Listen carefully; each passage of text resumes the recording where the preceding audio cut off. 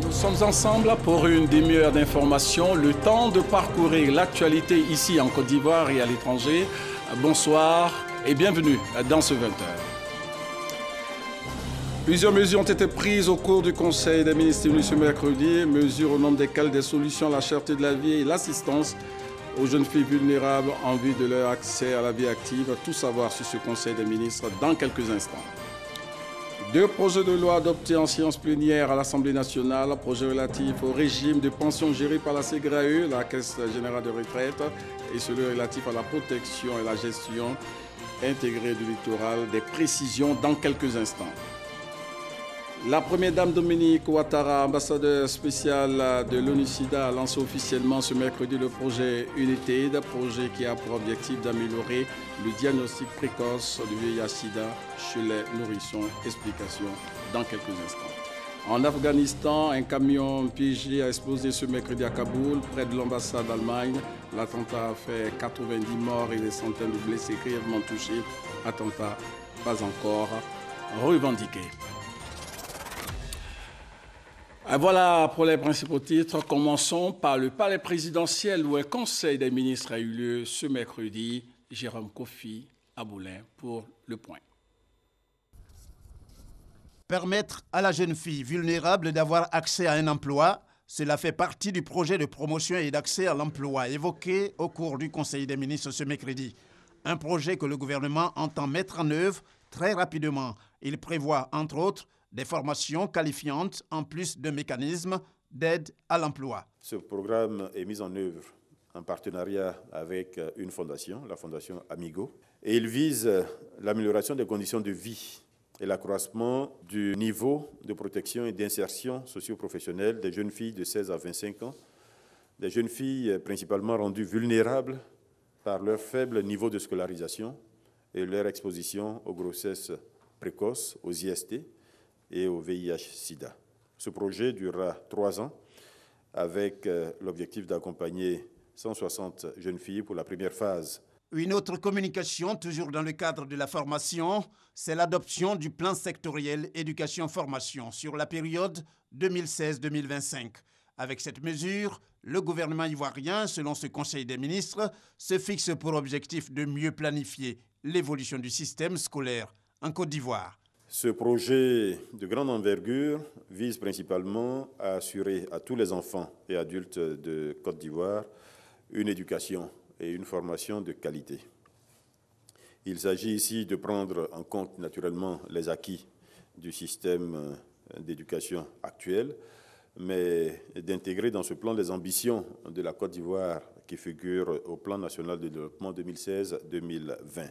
Ce plan définit les modalités de mise en œuvre de la politique de scolarisation obligatoire des enfants de 6 à 16 ans au cours des 10 prochaines années. On peut également noter qu'au niveau de l'enseignement secondaire, le plan prévoit un dispositif devant favoriser l'accès à une éducation de meilleure qualité pour les élèves de 12 à 15 ans, ainsi que pour ceux de 16 à 18 ans. L'achèvement du cycle à travers le renforcement de l'offre d'éducation dans les différents cycles de l'enseignement secondaire, le renforcement de la lutte contre les violences et les conflits en milieu scolaire, ainsi que la mise en œuvre de mesures d'incitation à la scolarisation.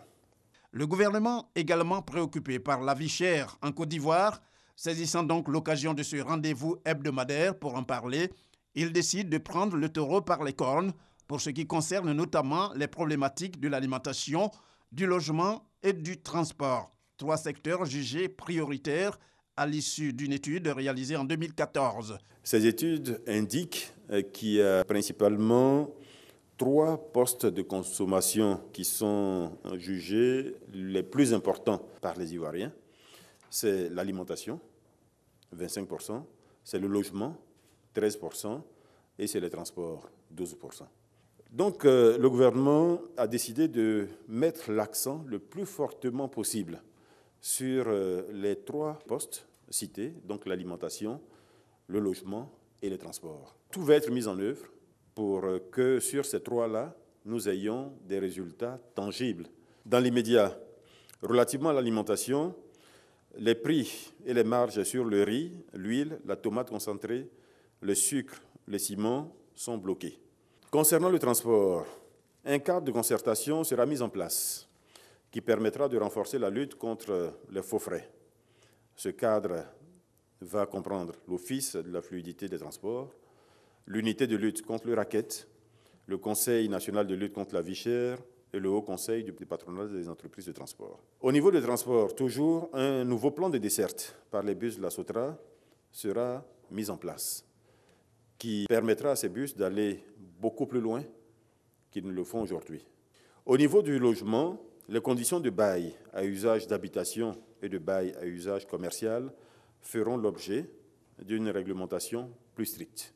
Puis cette mission très importante conduite par le Premier ministre à destination des marchés internationaux qui a fait l'objet d'une communication. Il s'agit plutôt d'une campagne de marketing dénommée Roadshow en vue de la mobilisation de ressources financières. Une mission dans des capitales occidentales telles que Paris, Londres et Washington, pour ne citer que celle-là. Elle commence ce mercredi 31 mai et prend fin le 10 juin prochain. Le reste de l'actualité avec tout d'abord ce mois de Ramadan entamé par la communauté musulmane, un mois de jeûne, mais également un mois d'approvisionnement en denrées alimentaires et leur disponibilité. C'est le constat qu'a voulu faire le ministre du Commerce, compte rendu Godefroid Okabawa et Mamadou Kossi. En cette période de jeûne musulman, y a-t-il suffisamment de denrées alimentaires et de produits de première nécessité sur le marché? Sur le marché, il y a toutes les qualités de riz, il y a des sucres, il y a des farines, il y a des huiles aussi. Tout ça, c'est disponible sur le marché. Le prix qui est sur le marché, c'est toujours le même prix. Pour le constater, le ministre du Commerce, de l'Artisanat et de la promotion des PME a visité les plus grands entrepôts et magasins de stockage du district d'Abidjan. J'ai pu me rendre compte en cette période de très grande consommation de produits de première nécessité, de la disponibilité suffisante de stock, que ce soit le riz, le sucre, le lait concentré ou non concentré, les pâtes. L'offre en denrées alimentaires est suffisante. Donc il n'y a aucune spéculation qui devrait être justifiée sur le marché. Donc je profite de cette occasion pour lancer un appel à tous les autres intervenants dans la chaîne de distribution, notamment les détaillants, de vendre ces produits à bon prix et au juste prix aux consommateurs. Dans tous les cas, les marchés ivoiriens sont suffisamment fournis en produits alimentaires, chose qui devrait rassurer la population ivoirienne.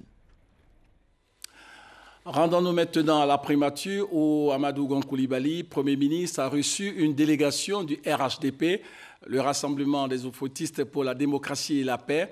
Une occasion mise à profit par cette délégation pour féliciter le Premier ministre pour sa gestion des récents mouvements sociaux conduite par le président du directoire, Amadou Soumaro.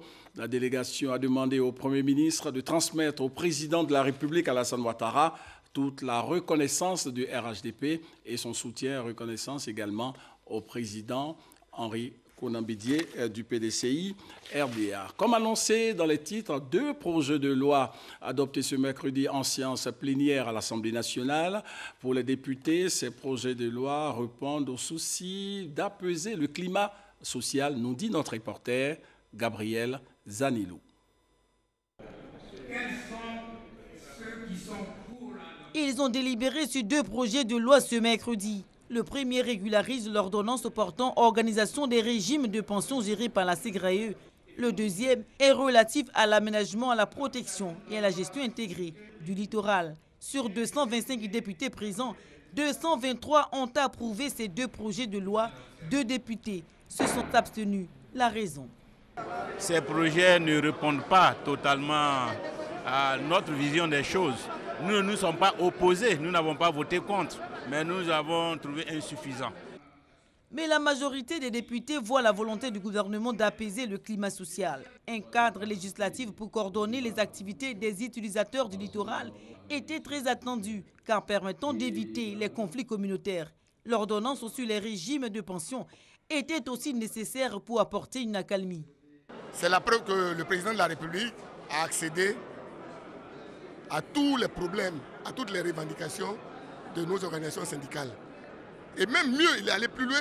Ils ont mis à notre disposition le décret d'application pour montrer l'effectivité de tout ce qui a été pris en compte. Des députés ont salué ces adoptions. Ces deux lois viennent à point nommé parce que ça comble vraiment des vides juridiques et ça règle aussi un certain nombre de problèmes sociaux. Donc je félicite le président de la République nous avoir présenté ces projets de loi. C'est une très bonne chose parce que ces deux lois vont dans le sens notamment de l'amélioration des conditions de vie des populations et dans le sens également d'une accalmie sociale. La prise d'ordonnance sur les régimes de pension gérés par la SEGRAE traduit les engagements pris par le gouvernement suite à des revendications syndicales des fonctionnaires. Quant à la gestion du littoral, le gouvernement veut apporter une réponse durable à l'exploitation abusive de la zone côtière.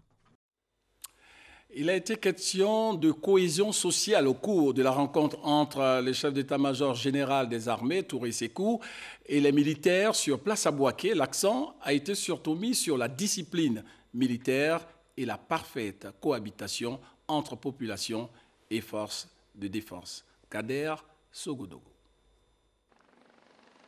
Aéroport de Bouaké, il est 14h30. Le général de division Touré Sékou, chef d'état-major général des armées, et le général de brigade Kwaku Nicolas, commandant supérieur de la gendarmerie, font leur arrivée. Ils sont accueillis par le grand commandement présent à Bouaké. Après des échanges de civilité avec le corps préfectoral et les guides religieux, rencontre avec les différents corps d'armée. Le général de division Touré Sékou, avec les forces armées de Côte d'Ivoire, Fassi, et le général de brigade Kwaku Nicolas, avec les gendarmes. Le message est le même. Prôner une armée avec des vertus comme la cohésion, la discipline et le sens du devoir, pour effacer un certain passé. À partir de maintenant, nous devons en finir avec ces notions de 8400, de 2600, d'ex-FDS et de ex-FAFN. J'ai rappelé que dans l'armée, il y a 3 catégories de personnel.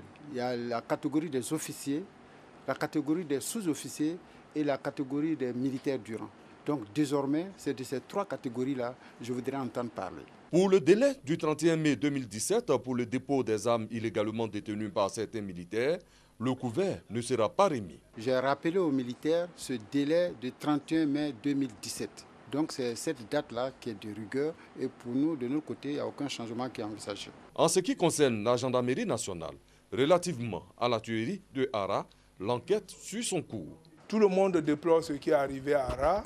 Et fort de cela, j'ai envoyé une équipe d'enquêteurs pour mener les investigations et donner les résultats au peuple ivoirien de savoir qu'est-ce qui s'est exactement passé à Hara. L'équipe est sur le terrain, il y a 48 heures, 72 heures qui sont sur le terrain. Bon, j'attends leur retour, les résultats pour pouvoir dire exactement qu'est-ce qui s'est passé. C'est un peu avant 17h30 que le chef d'état-major général des armées de Côte d'Ivoire et le commandant supérieur de la gendarmerie ont quitté Bouaké. Le cap est mis sur San Pedro, la prochaine étape de cette tournée.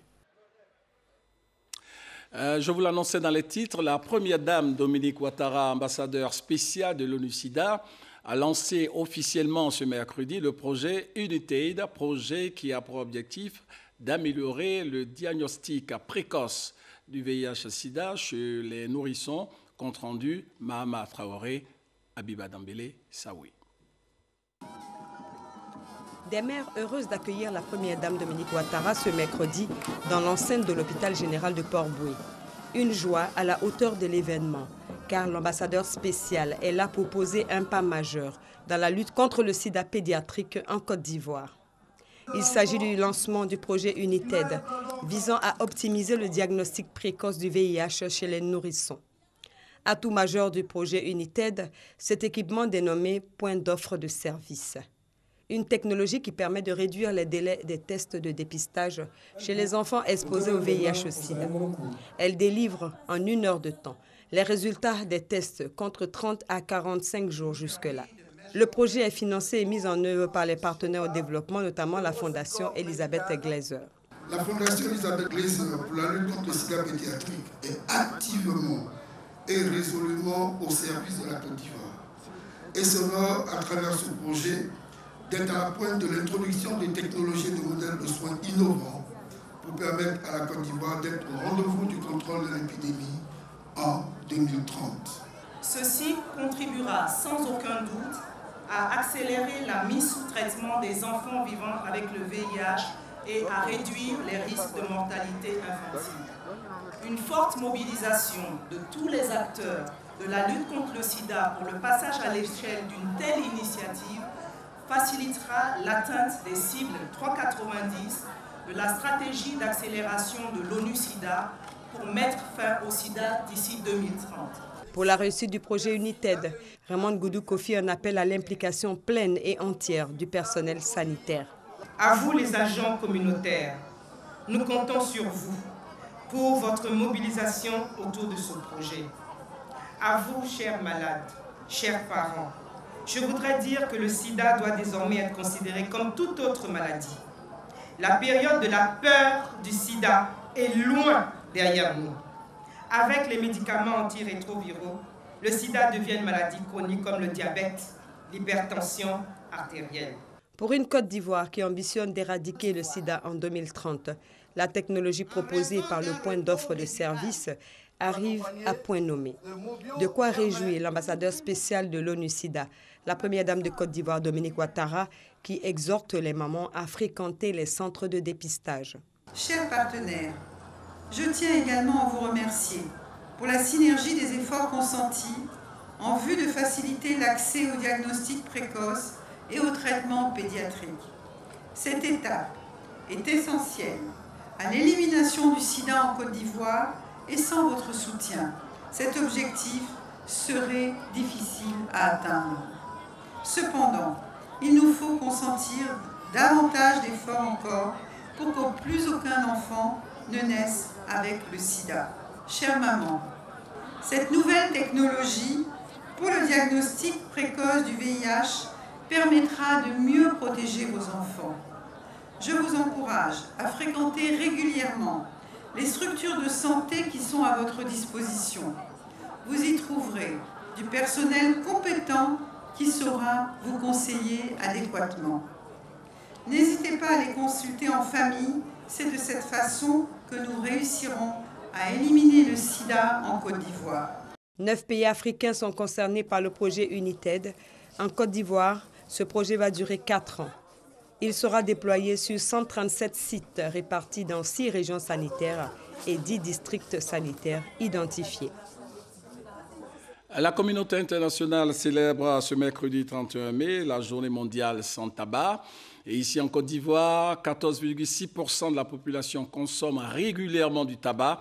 Le taux de mortalité est estimé à plus de 5000 décès par an. Ici en Côte d'Ivoire, la situation est donc préoccupante. Pour lutter contre ce fléau, le gouvernement a pris des mesures, notamment l'interdiction de fumer dans les lieux publics et dans les transports en commun et l'ouverture de l'unité de sevrage du CHU de Cocody. Le bilan de cette lutte contre le tabagisme avec Delphine Plat. Le tabagisme, première cause de décès évitable dans le monde. Il lui est associé la mort de 6 millions de personnes chaque année, dont 600 000 non-fumeurs exposés à la fumée secondaire. Les prévisions de l'OMS sont alarmantes. Plus de 8 millions de décès par an à l'horizon 2030 si rien n'est fait. Le fléau touche la Côte d'Ivoire, dont 14,6% de la population consomme régulièrement du tabac pour une mortalité globale estimée à plus de 5 000 décès par an. À cela, il faut ajouter la prévalence du tabagisme chez les scolarisés de 13 à 15 ans, qui est de 26,3% pour les garçons et 10,9% pour les filles. En matière de lutte anti-tabac, le gouvernement ivoirien a consenti beaucoup d'efforts dans le domaine de la sensibilisation et la répression en attendant l'adoption de la loi anti-tabac. Mais avant, on peut noter quelques acquis, notamment la mesure d'interdiction de fumer dans les lieux publics et les transports en commun, l'offre de sévrage tabagique qui s'est améliorée avec l'ouverture de l'unité de sévrage du CHU de Cocody. En plus de cette unité, la prise en charge des consommateurs de tabac par des médecins formés par le Programme national de lutte contre le tabagisme se fait dans tous les médicaux scolaires en Côte d'Ivoire.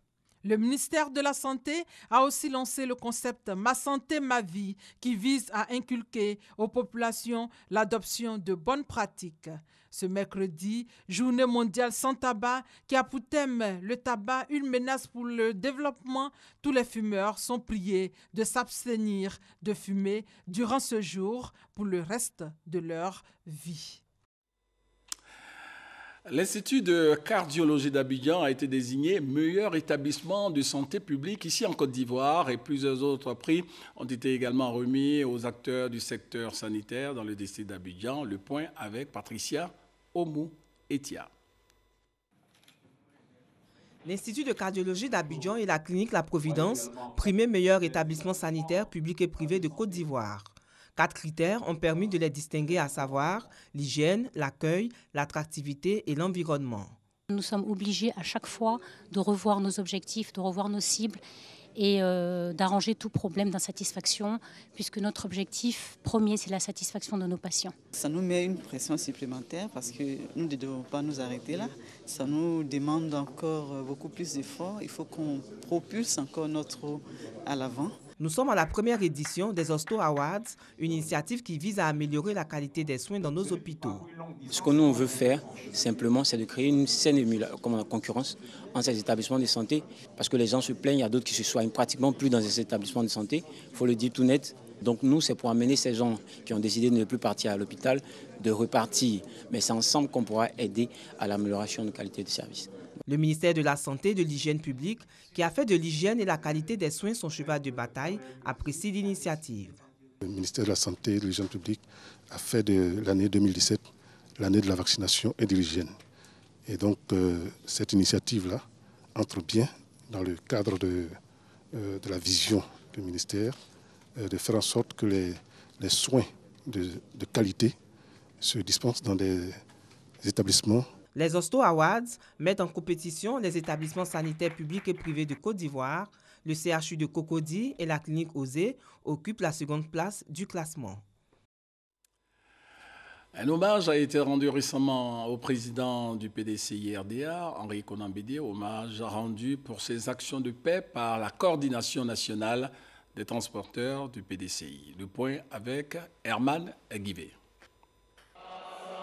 Henri Konan Bédié, président du Parti démocratique de Côte d'Ivoire, homme de vision, de paix et de cohésion, c'est la conviction de la coordination nationale des transporteurs du PDCI-RDA. Une conviction réaffirmée au cours de cette journée hommage dédiée à Henri Konan Bédié, président du parti. Plus qu'une journée hommage au président du parti, une journée de témoignage, occasion pour le président de la coordination nationale des transporteurs du PDCI-RDA, Sanogo Lassina, d'exprimer sa reconnaissance au chef du parti. Pourquoi nous avons célébré le président Konan Bédié? Pour la paix et pour la sérénité. Nous avons fait un tableau au président Konan Bédié parce qu'il rend beaucoup de services aux transporteurs du PDCI. Occasion pour plusieurs cadres et élus du parti d'échanger avec la jeunesse sur la vision du parti, des présents offerts en signe de gratitude à certains cadres du parti, présents pour consolider les liens qui unissent les générations du Parti démocratique de Côte d'Ivoire. Le DISCOP, rencontre internationale consacrée au développement de l'industrie audiovisuelle en Afrique francophone, se poursuit ici à Abidjan. Je vous invite donc à suivre l'instant DISCOP avec Franco Quadio.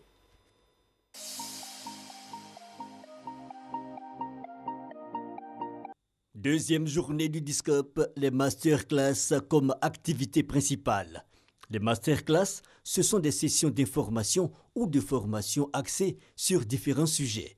La matinée commence par une session pitching, l'art de présenter un projet. Dans cet autre forum, regard croisé sur la production de contenu sportif et une certitude, le message est axé sur des valeurs bien au-delà de l'aspect financier. Sur l'excellence, la compétition, et puis c'est quelque chose qui est en plein décollage ici en Côte d'Ivoire, donc c'est effectivement un secteur appelé à croître. L'industrie audiovisuelle envahie par bien de réalités sociales, ce qui renforce la présence de la marque. Et le groupe de médias intègre bien les différents changements de cible.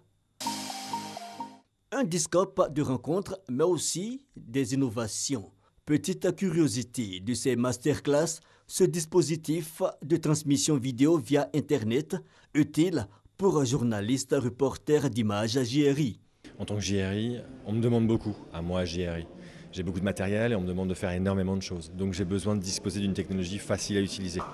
La technologie LiveView permet au JRI de commencer, de démarrer son live juste en appuyant sur un bouton. Et s'il a un problème, c'est la régie à distance qui va l'aider en prenant le contrôle du boîtier. Cet outil permet de transférer directement les images du lieu à la régie. Cela permettra aux populations de recevoir l'information en temps réel, ce qui nous permettra d'être plus crédibles dans notre métier et franchement, ça nous apporte beaucoup. Masterclass, donc apprentissage, l'idée est appréciée. C'est un travail qui est dynamique. D'année en année, si vous restez coincé dans ce que vous avez pris à l'école, vous êtes totalement perdu. Donc en regardant ces masterclass, c'est pour vous dire qu'à ce niveau-là, le travail il est permanent. Il ne faut pas attendre.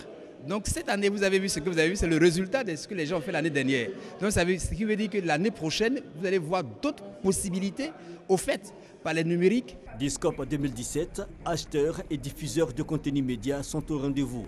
Le dernier jour sera consacré au screening ou projection de séries télé.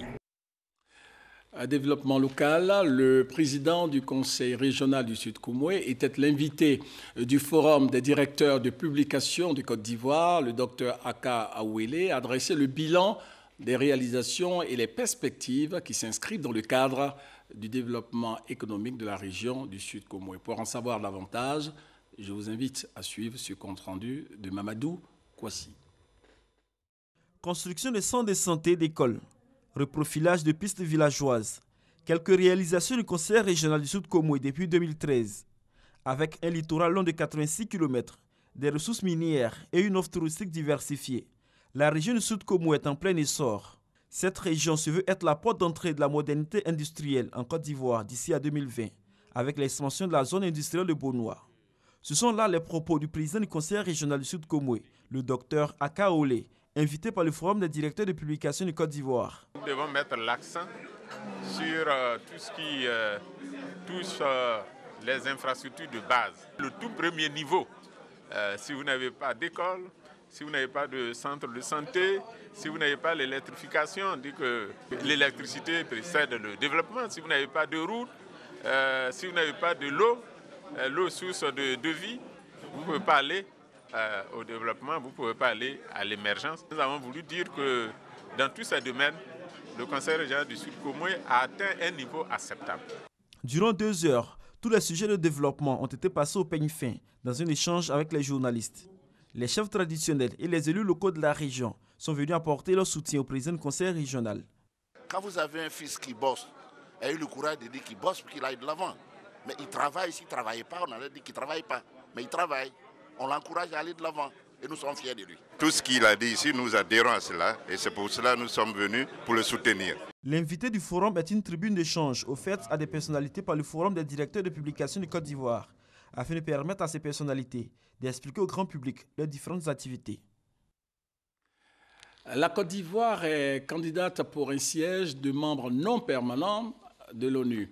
Le vote aura lieu le vendredi 2 juin prochain et le ministre des Affaires étrangères, Marcel Montano, est en ce moment même à New York, aux États-Unis, où il intensifie la campagne autour de la candidature de notre pays. Envoyé spécial, Michel Digré.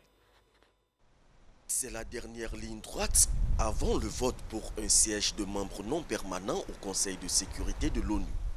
Le ministre des Affaires étrangères intensifie la campagne autour de la candidature ivoirienne. Présent à New York depuis plus de 2 semaines, Marcel Montano a rencontré 170 missions permanentes accréditées auprès des Nations Unies. On a discuté les défis, mais les opportunités aussi qui sont devant nous et avec la Côte d'Ivoire. C'était une rencontre très chaleureuse avec tous les ambassadeurs de l'Union européenne ici à New York. Le Koweït est également candidat pour un siège de membre non permanent au Conseil de sécurité. Son vice-premier ministre a échangé avec le ministre Marcel Montano. Nous avons échangé sur nos stratégies de campagne et ce que nous aurons à avoir comme coopération au sein du Conseil de sécurité. Je me réjouis d'avance du champ de coopération qui existe dans ce domaine. J'ai aussi assuré le ministre des Affaires étrangères de la République de Côte d'Ivoire que je serai en juillet en Côte d'Ivoire lors du sommet de l'OCI. Cela nous donnera encore l'opportunité d'explorer d'autres espaces de coopération en dehors de ce que nous pourrons faire ensemble au niveau du Conseil de sécurité. Toutes ces séances de travail portent déjà des fruits. La Côte d'Ivoire peut compter sur le soutien de plusieurs États membres de l'ONU. Nous pensons que c'est ce genre de pays qu'il faut au niveau du Conseil de sécurité parce que leurs actions, leurs décisions seront basées sur des expériences vécues. Là, vous avez l'appui de la Géorgie et nous estimons que vous pourrez aussi être la voix des petits États au sein du Conseil de sécurité.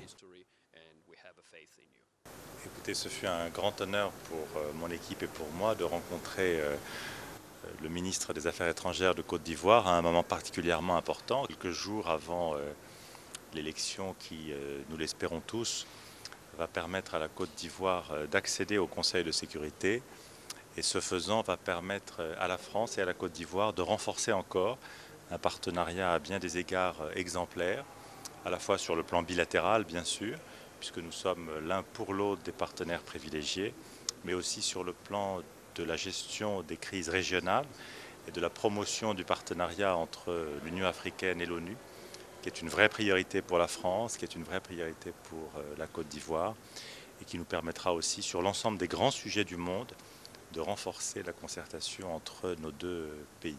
Le vote aura lieu ce vendredi 2 juin. L'ex-président sénégalais est de retour dans l'arène politique à 91 ans. Abdoulaye Wade est tête de liste pour les législatives du 30 juillet prochain à Dakar au Sénégal. En Afghanistan, un camion piégé a explosé ce mercredi à Kaboul, près de l'ambassade d'Allemagne. L'attentat a fait au moins 90 morts et des centaines de blessés grièvement touchés. Attentat pas encore revendiqué. Fin de ce 20h. Merci de l'avoir regardé ici en Côte d'Ivoire et à l'étranger. Bonne suite de programme sur RTI.